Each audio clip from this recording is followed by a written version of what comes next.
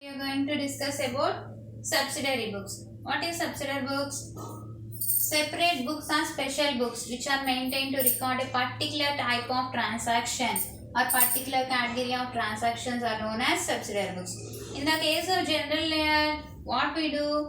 We record all types of transactions in one place. It's become difficult for us to know about a particular transaction, isn't it? That's why we are going to maintain to overcome the disadvantage of general. We maintain what we subsidiary books.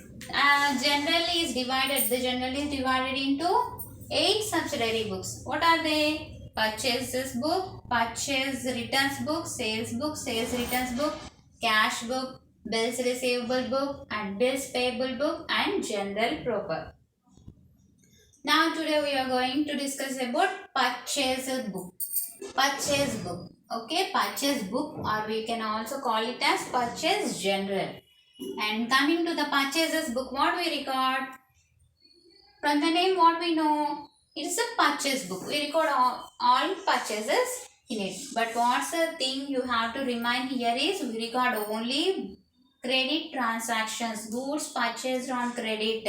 We record only goods purchased on credit. We didn't go to the goods purchased for cash, goods purchased on cash or SS purchased. This is the main point you have to remember here. What is it? We have to record only credit purchases, goods purchased on credit. And if you purchase goods on credit, the seller gives you invoice called as inward invoice, and it is numbered and it is to be filed separately, and it acts as an evidence to the purchases we made. Okay, and this is a pro form of purchases book. What are their? Date, particulars, inward invoice number.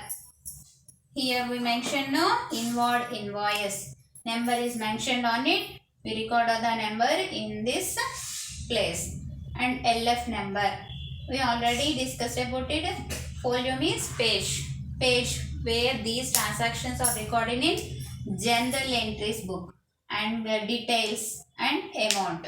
Okay, here in details we show any discounts, any interest, like that. But this is purchase book, no, we shown only discount here.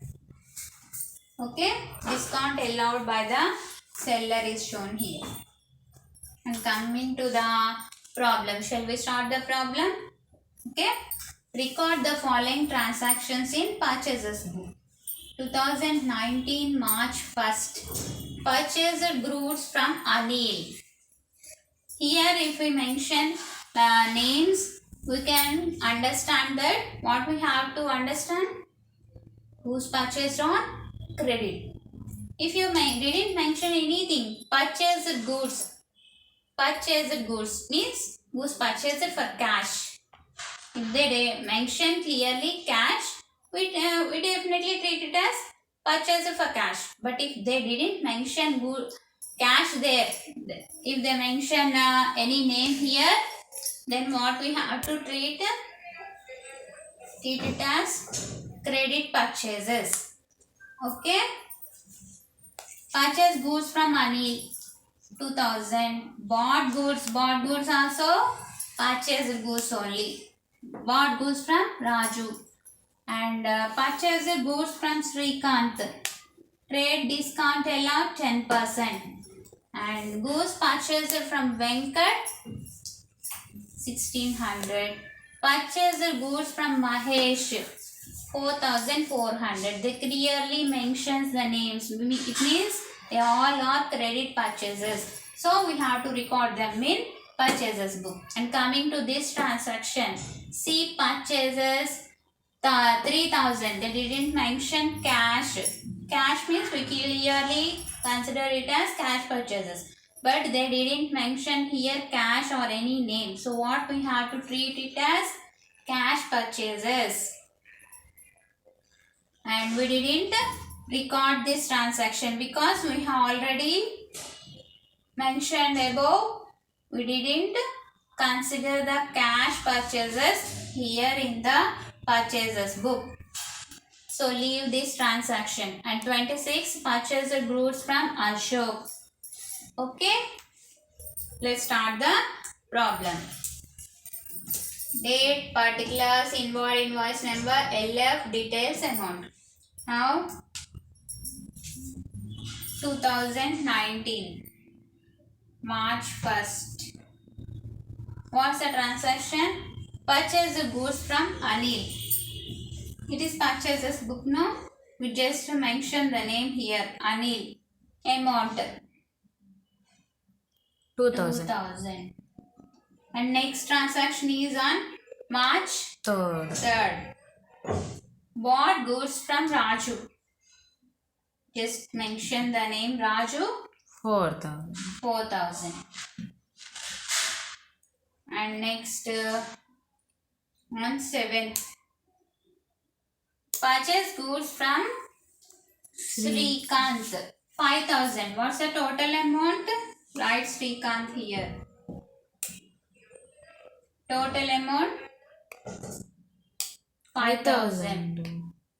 They allow discount 10%. How much? 500. Minus 500. 4,500. Okay. And coming to the next, that is on 13th. March 13th. What's the transaction? Who's purchased it from? Now what we write here? Venkat. Amount? 1,600. And coming to the next, that is on 18th. Next, Mahesh. Is it easy compared to journal entries or not? Easy and very clear. Mahesh, amount 4,400. And coming to the next one, purchases. It means cash purchases. That's why we leave it. Leave the cash purchases and assets purchase. And 26, who's from? Ashok. How much? 2,500. 2,500. Okay, now total all these. How much?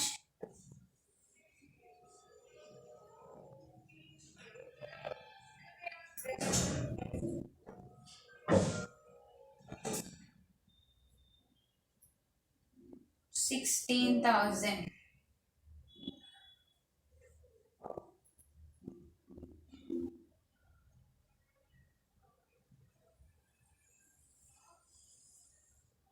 Okay. Total